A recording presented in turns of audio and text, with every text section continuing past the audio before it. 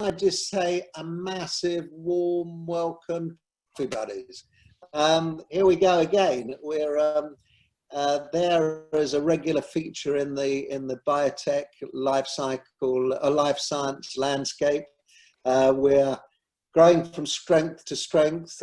We did 16 of these last week at the wonderful Biotech Gate digital conference, and we went around the world. So I think we're truly becoming global, and it's lovely to see so many people join from all around the world. And we've got a great lineup today, and we're slightly changing our format after the success of our event last week.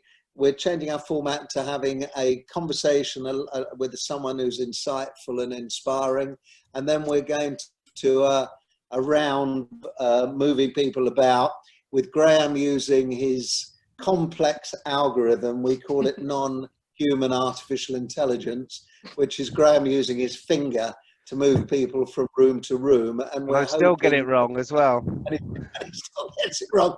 And we're hoping that we'll do business, which we're seeing really happening by this new way of working and if you like, relationship building. And today we're lucky to have as our guest somebody we met last week in our work world as CoffeeBuddies went global as part of biotech, and we met this lovely, interesting person called Andrea. I was intrigued by what Andrea was saying, and I was also very impressed by the way she delivered it. So Andrea is our guest, and she will give us some insights of another world, perhaps, to what we're used to, a world around a part of the United States. And welcome to Andrea. Maybe you could introduce yourself, Andrea, and say who you do and what you do. Yes, thank you. I'm so thrilled and delighted. And yes, we actually just met last week, so whirlwind romances as they go. I'm fund manager for the BioHealth Capital Fund, and our motto and slogan is to heal the world one investment at a time. We are a venture capital fund, and we come out of a very non-traditional beginnings. And where we are. Okay, so even though our offices are in Rockville, Maryland, my shelter in place is actually in Virginia. So I personally live in Charlottesville, Virginia, which is the home to University of Virginia and Thomas Jefferson and two other U.S. presidents. So that you know the digital world. Any case, so yes, we were born out of a not-for-profit called BioHealth Innovation. And the purpose of BioHealth Innovation was the genesis of our founder, Rich Bendis. Rich is a successful entrepreneur and venture capitalist from the 1980s, heartland of America. And he comes from that JFK background, ask not what to do for your country, but ask not what your country should do for you, what you should do for your country. So in 2008, when the world started crashing in, he started traveling from the heartland of America to DC. To this area, and he helped President Obama with the Jobs Act. He created Innovation America to get America on its feet, and also a variety of other initiatives. And in that, he noticed something interesting. I don't know if you know this, but $40 billion go into our federal labs in the US every year, nonstop. It's click, click, click. And this is NIH, this is National Cancer Institute, so $40 billion. That's our taxpayer money. It is the largest R&D seed fund on the planet. Nowhere on the planet you're going to find $40 billion going into a lab, nonstop. And so, Rich was asking, hey, where's this money going? And the average taxpayer, if I asked you, they couldn't even tell me you got, a cool cup of coffee or hairbrush, right? So he says, that's crazy. We got to fix it. So there's two things he did to fix it. He created a not-for-profit called BioHealth Innovation. It's a 501c3. And one thing he did was he and 20 other leaders branded this region. Because if I asked you what was the biotech hub of the US, you'd probably say Boston, San Francisco. Nowhere would you ever tell me Virginia in your Virginian accent, right? So he said, forget about that. We're going to aggregate you guys. And we did. And part of the branding was with AstraZeneca. Yes, there are co-sponsors and co-hosts to a variety of initiatives. And they have a beautiful campus here. So I hope someday you'll be my guest. Just maybe Andrea, this idea of, what was it, 40 billion. So was this 40 billion taxpayer money, is this money that goes into services? So it goes into labs for tests, you know, is it research, basic yeah. R&D? So basic R&D, and Mm-hmm. what is this, because this is a government, a government initiative, or is this a national initiative that these are research labs that are meant to be giving things to, you know, like in the UK, we used to have the Agricultural Research Foundation, Mm-hmm. we used to have all these government places which money went in there, but the idea was there was a greater good coming out of it. Was this what that, is that what that was for, or what? Actually, it was a race to arms with Russia during the Cold War. Okay, we were falling behind in Sputnik. And so that happened, and you know, the US and the president said, we're not going to fall behind Russia. You know, so we're going to put a whole bunch of money into the system. Where's the money going to come from? It's going to come from you, the people, and the taxpayers. So this was like a moonshot concept, really, exactly. that we throw money out, get highly competitive in technology, but it wasn't ever really used back into the community. Is that what you were saying? Well, I wouldn't say that. That's a bit of a critical analysis. I would say that it wasn't optimized. Right. And so it was that sub-optimization that our not-for-profit wanted to do. We wanted to maximize taxpayer dollars. And one way to do it was to brand a region and grow up this region, because this is the home of the FDA, which is where all drugs are approved, CMS, which is pricing, HHS. I mean, you name it, the acronyms live here. And so every drug, product, and medical device live in this region called the BioHealth Capital Region. And that's, let me see if I have that little map of mine. This is the map. A question, Andrea. Oh, sure. So why was the moonshot money put into that geography? Oh, no. So it was arisen out of our, you know, White House and the people's will, but obviously the 40 billion go across the federal labs in the US. Okay. Gotcha. And about 10% of that go into our region. Yeah. So this guy, Rich, who we've not met, but has, you know, got a big reputation, decided he would try and get more out of it, get something going. And he did. He branded it. And then what happened, Andrea?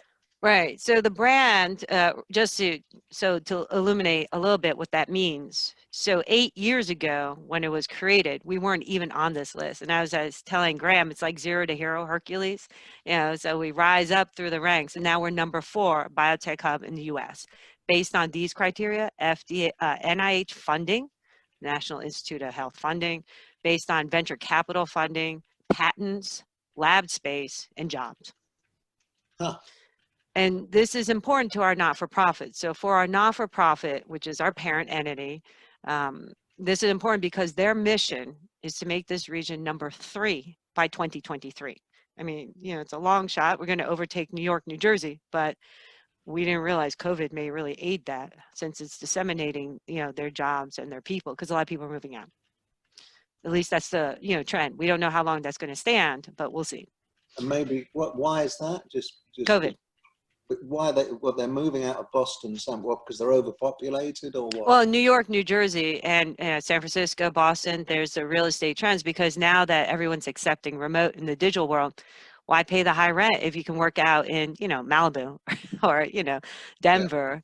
Yeah. And likewise for the companies, before, to attract talent, the barrier was you must live here. You must come to this super expensive place called San Francisco. Now, with that barrier broken down, they can find talent even in Alabama, Puerto Rico, you know, Europe, and they don't need to relocate them. And also the, you know, salary distinction may be different, or they may get the same. And so that's really an unhidden, you know, ray of hope or light out of all this craziness. And is the government trying to protect Boston and San Francisco, or, you know, trying to protect the fact that the city working is still a necessity, or are they actually flowing with the way COVID is pushing things? I'm not sure I really understand that, but, you know, Americans are cowboys, right, and cowgirls. So I don't think the government's going to tell them anything. I think it's like the people tell them. in the UK, the government's trying to protect, if you like, the City of London. It's trying to get people to go back there. And I suppose I'm just intrigued, but if they're cowboys, then who cares, right? Yeah, right.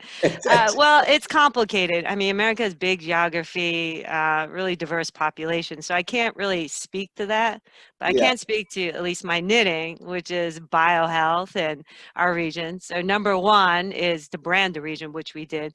Number two is something a little bit different. So in our special sauce, so the not-for-profit is actually a U.S. federal government contractor. And that's a distinction itself, not so easy.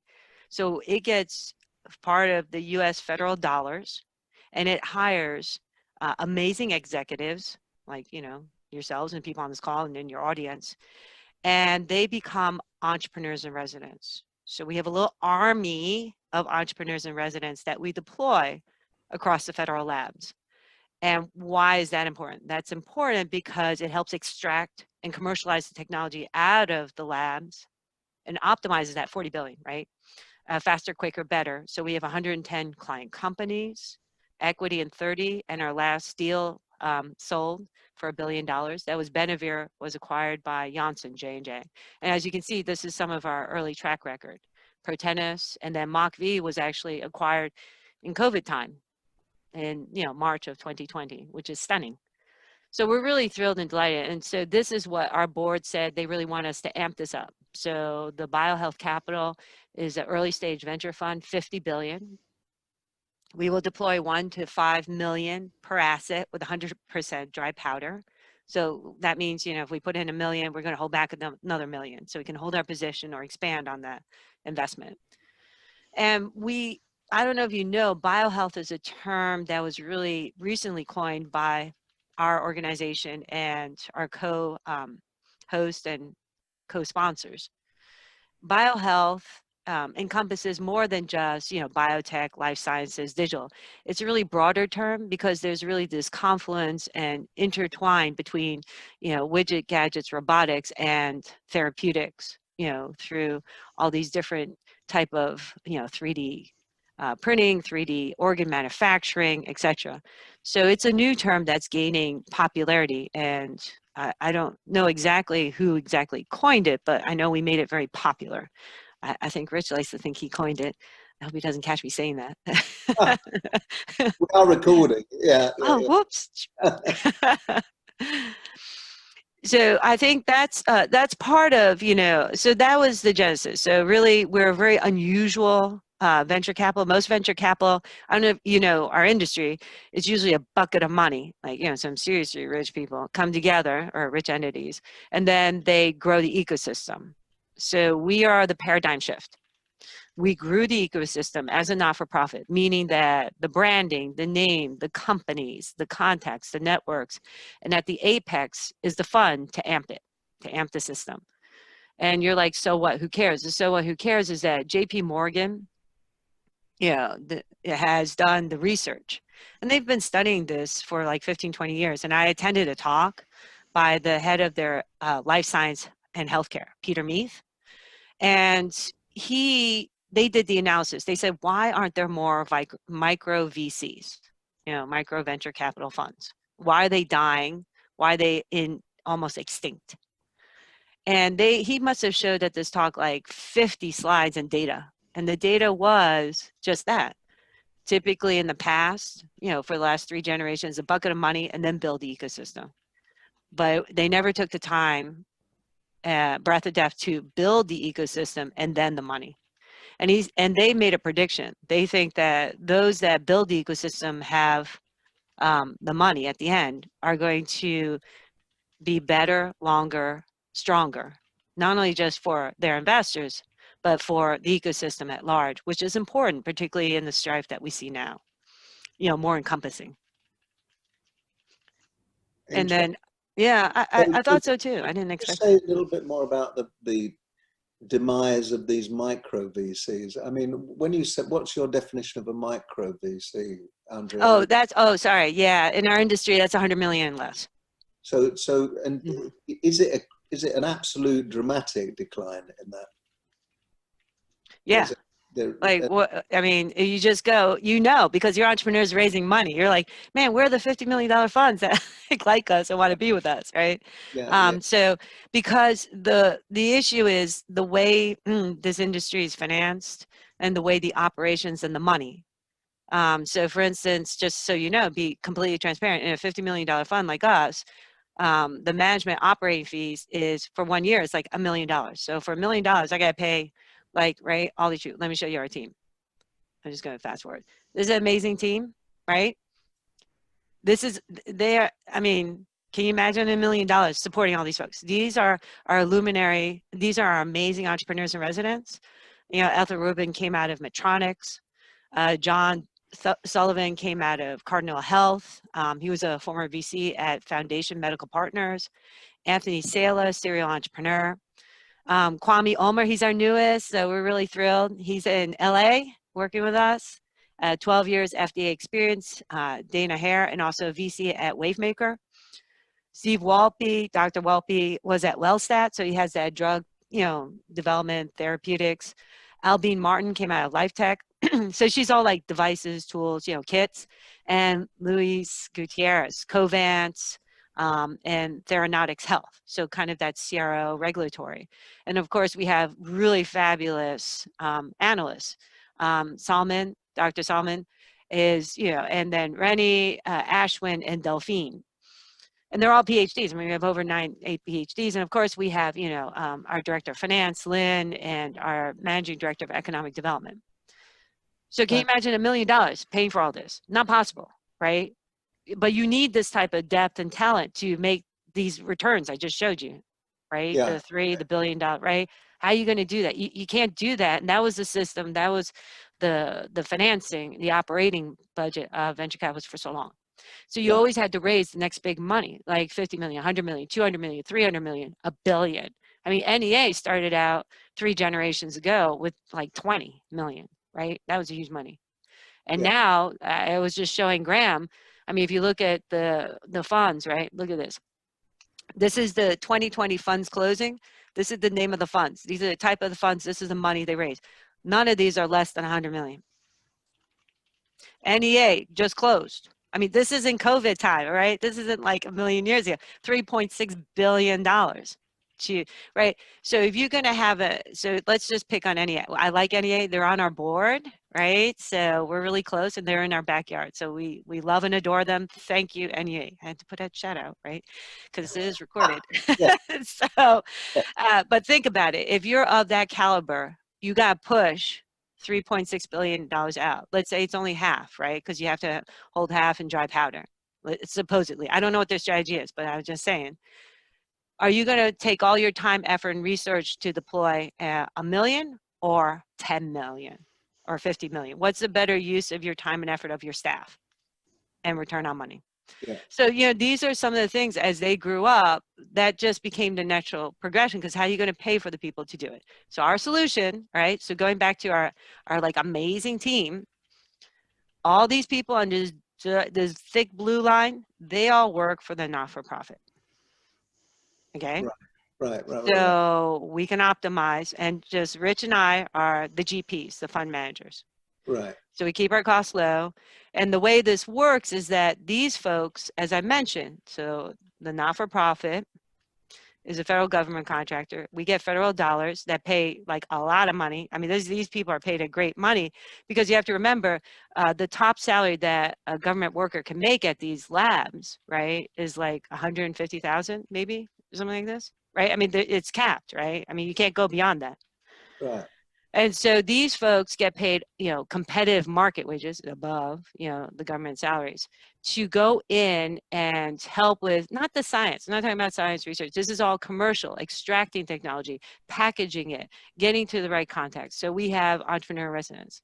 And so as we build our fund, right, under this platform, when we need to, we can tap into this at a need basis, because you don't need like, a medical device expert on every deal, because we're going to invest across biohealth. So that means anything from digital medical records all the way through to therapeutics, mRNA, medical devices, you name it. So as we see those assets that we want and we think is the best return on investment, we can say, hey, Ethel, Dr. Rubin, please take a look. And the way they're comped is, they'll get a slice of, some of the money we bring in.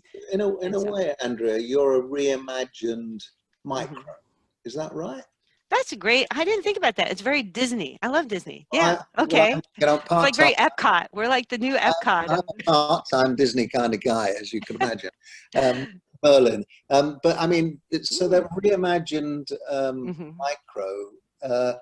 So what's your role in the ecosystem to prep for the big guys like Flagship? Is that what you're doing? Or Oh, good question. Right. Yeah. Okay. So are we the nursery of that? Where is it? Yeah. Okay. I see what you're getting at. So let's go back to because some examples. What you're telling me, and I absolutely get it, and I feel it as well, that there is, there's this swamp of people who can't raise capital. We call it the valley of death, but it's not even a valley of death if the micros are disappearing. It's worse than a valley of death. It's just, so what you're is nurturing them up so that they get to a certain position, and then in comes Flagship or Silver Leaf or whatever. Yeah. Okay. Let's go back to the paradigm shift. I know, Graham, you hate this slide. I'm working on it. Okay. So that's a good I slide. apologize. It's really complicated. We just didn't have enough time to reimagine this slide. Okay. But we're working on it. But the point being is that I told you we're a venture capitalist, right? So we put in equity dollars. Every equity dollar we put into your company, you're going to get diluted. Who wants dilution, right? Our solution, right? Very poetic, is the not-for-profit. So this not-for-profit has an expertise, and it's called grant writing. So that 40 billion, how do you get to that 40 billion? As anyone on the planet, right? Yeah. That means SBIR, Small Business Innovation Research Grants, STTRs. I mean, they have all these acronyms, but it's actually just federal dollars to fund your research. Okay. And I don't mean little money, right? I don't mean like a 500,000 or 100,000. I mean, this is like billions. I don't know if you saw the BARDA grant for the vaccine. That's like, 1.5 billion from the US government, a grant, boom, that's it. The check's done. There's no equity. There's no dilution. It's like amazing. And, the vaccine for COVID, Emergent, Novavax, they live here. And they're getting 300 million, 400 million in grants. Okay. And that's like bigger companies. You can do it, and it's all the way down. So we know if you come in just alone, right, the normal success rate is like 20%. If you apply for one of these grants, you have 20% success rate, you're going to get it. However, because this not-for-profit, BioHealth Innovation, is expert at the system, we live in this ecosystem, we know the project managers, we know when the mandates come out, this little entity has a 46% success rate, which is pretty amazing. So people from around the globe come to BioHealth Innovation to say, please help me write this grant. First, find out which grant I should apply to, when is the timing, who is it, and then help me how to write it. So, and do you have to have a footprint in that ecosystem with an ink? Do you have to have incorporated? You do. So hold on. So we came across that. So what we have is actually, to tell you the truth, we actually have publicly traded European companies, Chinese companies, Taiwanese, Russian companies, you name it, around the globe, saying, we have this innovation. We don't really want to spin it out, do the whole equity thing. We want to test it, and we want to test in the US. So our solution is something called international soft landing. So our not-for-profit will help you, either a small company, publicly traded or whatnot, get a landing here. And what is the landing? So the requirements to get those SBR, STTR is that you have to have a subsidiary that's 51% US citizen owned. But it can be like German US citizen, Norway US citizen, Chinese US citizen, doesn't matter. And so we will help set that up because we know how to do it. It's a little complicated if you don't know how to do it. And so this way, as your 51% US subsidiary, then we can apply for those government grant dollars, right? That 40 billion, right? Shot on goal, fund the research, test it out. And then not only that, but because you'll be with our system and our people, we have entrepreneurs and residents who can help. Obviously, you met them through the slide. We also know the network. We can introduce them. Memetis is one of the examples. Memetis is a company out of the Netherlands. It's organ on a chip. you may know of it. Yeah, right. So that's us. So they're one of our buddies, and we love them dearly. Cool. We set up the 51% owned subsidiary, and they started out with, just having a desk in our office, and now they have a lab. I don't know, they have like 10, 20, I can't remember how many people. And they've already raised, I can't remember, we helped them raise 4 million in grant money, and then some. Awesome. And what, are you open? You must be massively open for business. So you're looking for people. Right. One thing I forgot to mention, I know you asked about this, is COVID. So I mentioned to you March 13th, Friday 13th, our country was shut down. And our president and the government said we need to put out grants for COVID.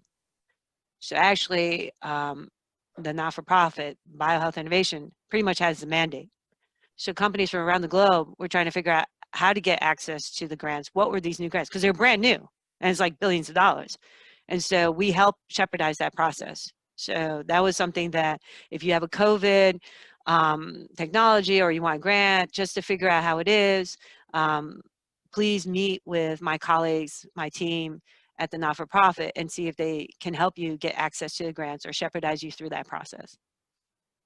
Fantastic. I mean, I'm mindful of time, Graham, and I'm also seeing lots of good questions coming up. So I think that we want to make sure that Andrea, because it's a fab story, I'd like other people to have a chance to ask some of their questions. Graham, what do you think? Should we? Well, I think we've got 10 minutes, and we'll do the last 20 minutes for a bit of networking. So a bit of questioning. Yeah, Pilar, have you got the first question? Hi, well, Andrea, thank you so much. You just opened 40 billion of possibilities to my eyes. Yeah, so that's very much welcome. Aside the grants, I have a generic question regarding the different ecosystems for biotech in America and the funding efforts. And my question is, how open is, let's say, a VC from Silicon Valley willing to invest in a company based in Maryland? I know when you come from outside the US, they ask you to set shop in the place where you want to raise money. So I was wondering how flexible the picture is becoming. Okay, there's a couple ways I can answer this. So, and I want to make sure I understand your question. So your question is how we co-invest with other people, or why would anyone want to invest with us, or or vice versa. So first things first, just to make sure it's clear. So though the BioHealth Capital Fund, our VC fund, is headquartered here, we actually invest globally. So we'll look across the globe and across the US. So if you have a cool company you want me to look at in Europe, because we already have equity in companies like that because of the not-for-profit. So we have a lot of experience in working with international assets.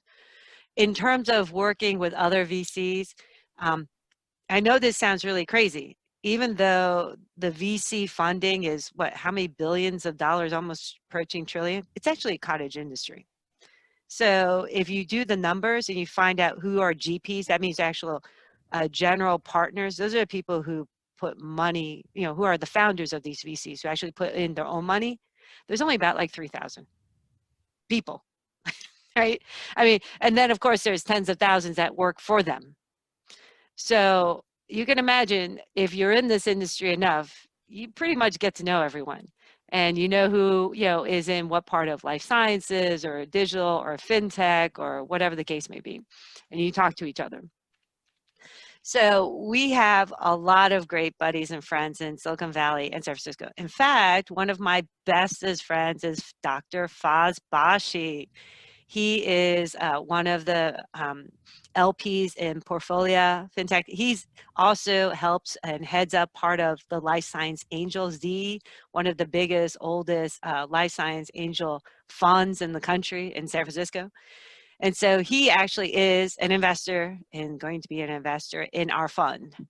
And so that's on the West Coast, right? And we're on the East Coast. So trust me, we work together and we share deals all the time. We try and figure out where the sweet spot is, particularly now. I think with COVID, I mean, before all the VCs are like, man, Andrea, I'm so busy. You know, I'm on this plane. You know, I'm in that like lobby, blah, blah, blah, blah. You know, but now everyone's locked down. It's like, they're like, well, you know, please talk to me. I'm like bored, or I want to escape my family or whatever. So, yeah, so they're taking the calls. This is like super cool. And even for me, I mean, you know, I'm supposed to like know all these people. And even though they're like, yeah, Andrea, what do you want? So that's the other silver lining of this craziness, is that people are actually taking calls, and they're taking more calls, and it's actually more efficient. Last quarter, you know, last fiscal quarter, right? Someone asked me how many events I went to, you know, because of, you know, we're fundraising for our fund. And I was thinking, oh, 3 or 4. I actually tallied it up. It's over 20. Over 20 events. I don't even know how that came about. And then I looked at how many, you know, potential like LP targets for us. I must have talked to over 1,000 people. I don't know how that happened. And I mean, really dispersed. I mean, I went to like real estate meetings. I went to non-performing liens. I went to Italian bank liens. I even tried to get into the Greek like finance meeting, you know, just to talk to people, to evangelize about what we're doing and who we are, whether they were interested or not, just so they know, because everyone knows someone who's going to be sick. Everyone knows someone who's going to be affected by the plague. And so they should know about biotech investing. Not do it themselves maybe, but at least know, man, that exists out there and someone's trying to help you.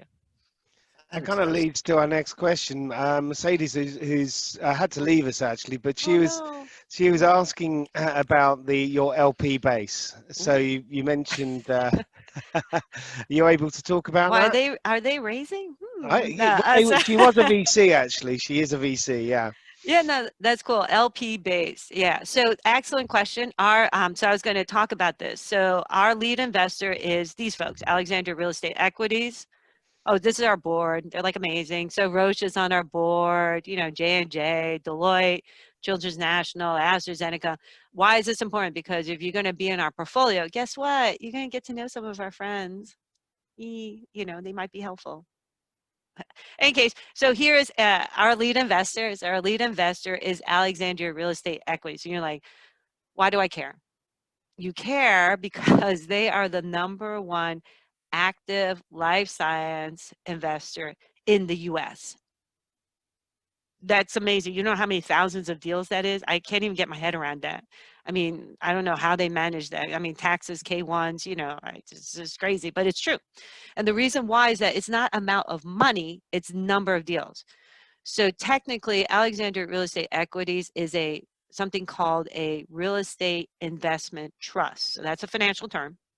And this entity is actually a publicly traded company on the New York Stock Exchange.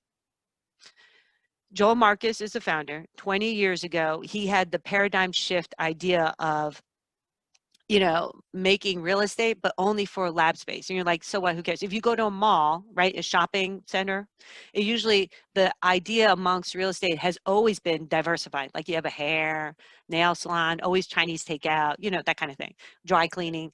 But he said, no, forget about it. We're not going to do that. Instead, we're going to just buy one building, one land, and only put biotech. And that makes so much sense for that cluster effect, because you need that medicinal chemist to talk to that formulation, to talk to the packaging person, to talk to the mice people.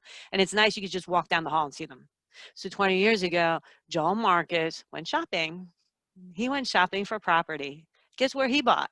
He bought like a little bit of San Francisco, like a couple blocks in Boston. They actually just bought 3 or 4 blocks in Kendall Square, Boston. Some places in New York, you know, Maryland, Research Triangle Park, San Diego, and Seattle. These are the hubs. And so to answer Mercedes' question, hey, Mercedes, guess what? Alexandria Real Estate is our limited partner. And so we try and why is this important? Imagine the deal flow. So they invest in us. They're the #1 life science investors in the US. If we want to look at deals, they're going to help us, right? So how amazing is that? And then you're like, well, how does it help our portfolio company? Guess what? Not only do you know us, and I showed you our board of directors, but maybe we can introduce you to Alexandria Real Estate, who would then also maybe co-invest with us, double down through our fund and also just individually. And then maybe if we don't invest, guess what? We know some people who will invest.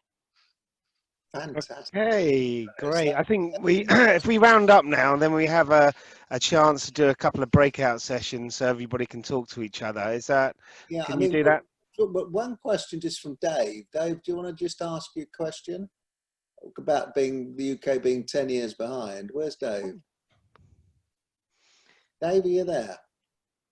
He is. I know he's having a few broadband problems. So if you want to ask on his behalf. Well, no, Oh, here he is. It's more of a statement than a question, but I mean, a statement. Dave, Ooh. are you there? We can't hear you for some reason, Dave, even though it says you're off mute. Try chat, maybe chat your questions. He or, has. smoke signals. Yeah. Can you read out his question, Tony, because he's having trouble with broadband? It was more of a statement that, Dave, nothing really is like that in the UK. We're 10 years behind, basically. And I mean, I suppose it's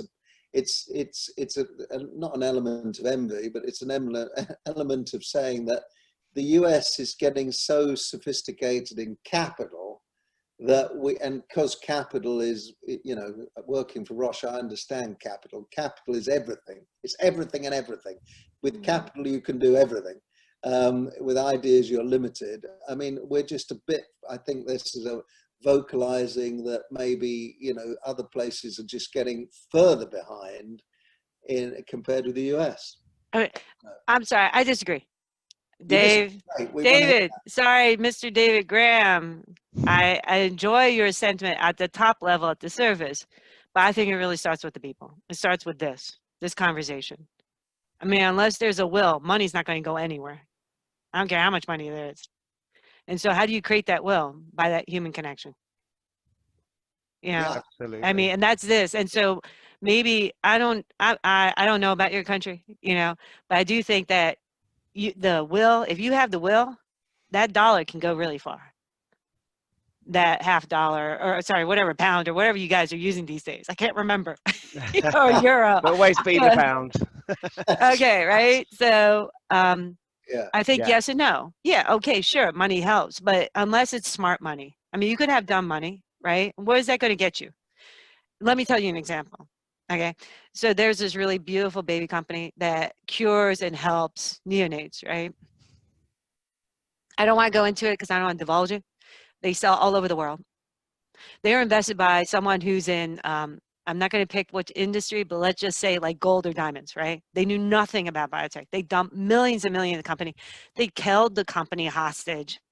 The cap table was upside down, even though it was saving babies around the globe, sold in millions of hospitals and beds. There was no way it could be acquired. I mean, how does that help anyone? I mean, you know what I mean? That was plenty of money there, but it wasn't the right type of money, and it wasn't the right motivation. Yeah, no, I got it. Andrea, okay. This is brill. I mean, can I just, we're going to move into an algorithm moment, but can I just do a big round of applause to Andrea on behalf of everyone, because I mean, I'm fascinated by this story. We want to talk more about it. We want to visit you. Yes, please visit. Graham wants to come immediately, so we're all together. Yeah, wait, one more thing. Since you're my newest bestest buddies, my invite only, I forgot to tell you, can I do this real quick? I forgot about my event.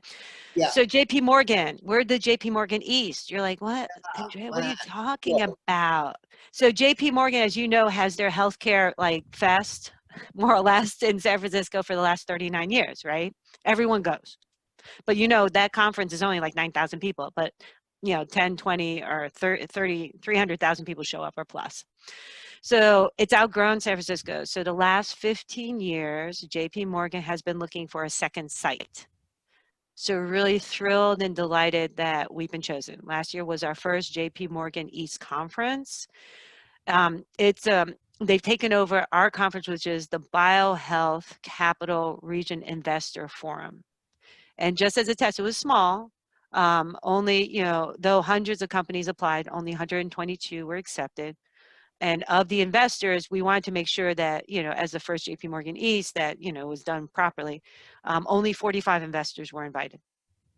But now, and it was held physically at AstraZeneca. Yes, AstraZeneca, your company, guess what? They're here, right? They have this amazing campus. So it was held at their campus on site. So normally I would invite you to physically come here, but it's virtual this year. And, you know, if you know me, you want to be invited, send me your email. And I think Graham said he's going to send it, and I'll put you on my list, and I'll ask to have you invited and accepted, because it's free to you as our guest. The only thing I just have to tell you is that I put my list together, and it's like over, you know, 500, but it still has to get vetted by JP Morgan, Wilson Sonsini, and AstraZeneca and Deloitte. I know, what can I say? I mean, it takes a huge, I'm not on the party planning, but they are. And so, but I think I have good shot for you to get you guys in. Fantastic. So please think about it. It's October 20th and 21st. We'll be there, and we love you even more. Great. And just to correct you on the AstraZeneca being our company, just briefly, they are Swedish as well. So it's not just UK. It's I met you all, like on the other side of the pond. Oh, the other side of the pond. Good, Graham, good. I think we should shake it up a bit as we've thanked Andrea. Okay. Yeah, shake it up. Sorry. We'll shake it up. Okay. Let's see what we can